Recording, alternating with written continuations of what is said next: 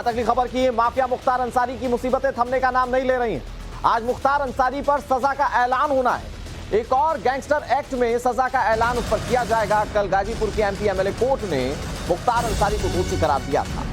कपिल देव हत्याकांड और मीर हसन अटैक मामले में उन पर गैंगस्टर एक्ट लगाया गया। मुख्तार अंसारी को पहले ही 6 मामलों में सजा हो चुकी है और अब एक और मामला जिसमें मुख्तार अंसारी की मुश्किलें बढ़ जाएंगी। कोर्ट ने दोषी करार दे दिया है। अब कितने साल की सजा होती है? 2 मामले, एक हत्या का मामला और एक हत्या की कोशिश का मामला। ये 2 मामले जिस पर कार्रवाई की जानी है। गैंगस्टर एक्ट के तहत इस मामले पर सुनवाई हुई है जिसमें मुख्तार अंसारी को दोषी करार दिया गया है। हमारे साथ आशुतोष, हमारे सहयोगी, ज्यादा जानकारी के साथ जुड़ गए। आशुतोष, एक और मामला जिसमें मुख्तार अंसारी की मुश्किलें बढ़ रही हैं, किस तरह से सजा का ऐलान हो सकता है? बिल्कुल, देखिए 6 मामलों में पहले ही उनको सजा हो चुकी है और एक और मामले में वो सजा याफ्ता हो चुके हैं। यानी कुल 7 मामलों में मुख्तार अंसारी सजा याफ्ता हो चुके हैं और इस 7वें केस में उनको कितने साल की सजा मिलती है ये देखना होगा। अब से कुछ देर बाद गाजीपुर की जो एमपी एमएलए कोर्ट है वो इस सजा का ऐलान करेगी और उस दौरान जब सजा सुनाया जाएगा तो खुद मुख्तार अंसारी बांदा के मंडल जेल से बाकायदे वीडियो कॉन्फ्रेंसिंग के जरिए जुड़ेंगे और इसके साथ ही सजा को कम करने के लिए वो गुहार लगा सकते हैं। जो जज साहब है उनसे गुहार लगाएंगे। बड़ी बात यह है कि कुछ अप्रैल महीने में इसी कोर्ट से मुख्तार अंसारी को 10 साल की सजा हुई थी। इसके पहले भी इस कोर्ट से उनको 6 साल की सजा हो चुकी है। तो यानी जो सजा की जो फहरिस्त है वो धीरे धीरे लगातार बढ़ती जा रही है और जैसे जैसे जो केसेस सामने आते जा रहे हैं मुख्तार अंसारी की जो मुश्किलें हैं वो बढ़ती जा रही हैं।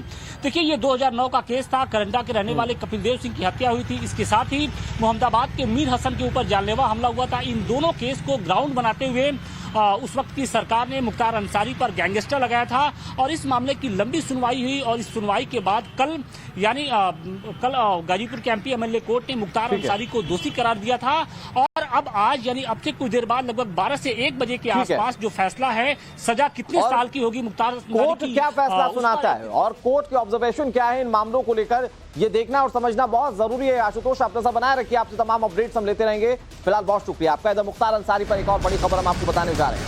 उसरी चट्टी गैंगवार मामले में मुख्तार अंसारी को मुख्य आरोपी बनाया गया, यानी कि उन 7 मामलों के अलावा ये 8वां मामला जिसमें मुख्तार अंसारी मुख्य आरोपी है। पुलिस की चार्जशीट में मुख्तार पर संगीन आरोप है। गैंगवार मामले में मुख्तार के खिलाफ एसआईटी जांच पूरी हो चुकी है और टाइम्स नाउ भारत के पास पुलिस की चार्जशीट की एक्सक्लूसिव कॉपी इस वक्त आप टीवी स्क्रीन पर देख रहे हैं। गाजीपुर के एमपी एमएलए कोर्ट में इसका ट्रायल शुरू होगा, यानी कि एक मामले में वो और सजा याफ्ता होने के बाद ये नए मामले में कोर्ट के ट्रायल का सामना करेगा। दाखिल की गई है उसमें क्या बताया गया है?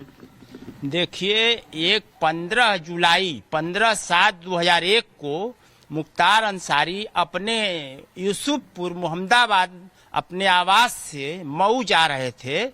उस समय वो विधायक थे, मऊ जा रहे थे तो रास्ते में उसरी चट्टी एक गांव है, उसरी चट्टी के पास उनके ऊपर एक अचानक जो है हमलावरों ने जो है AK-47 राइफल से अचानक हमला कर दिया। वहां एक ट्रक खड़ी थी और ट्रक के ऊपर बैठे लोगों ने AK-47 से हमला कर दिया। उसमें मुख्तार अंसारी वादी मुकदमा है।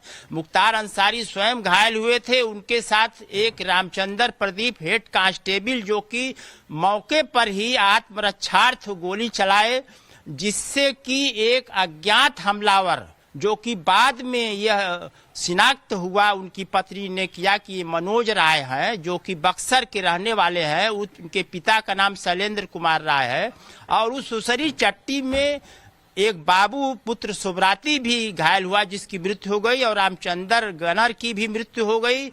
और रामचंद्र द्वारा जो गोली चलाई गई आत्मरक्षार्थ, उसमें वो अज्ञात हमलावर के रूप में जो मनोज राय का शिनाख्त हुआ वो मारे गए। तो उस घटना में FIR में मुख्तार अंसारी वादी थे और 9 आदमी इंजर्ड थे। जो मुकदमा जो है गाजीपुर न्यायालय में चल रहा था उसमें 4 गवाहियां हो चुकी हैं।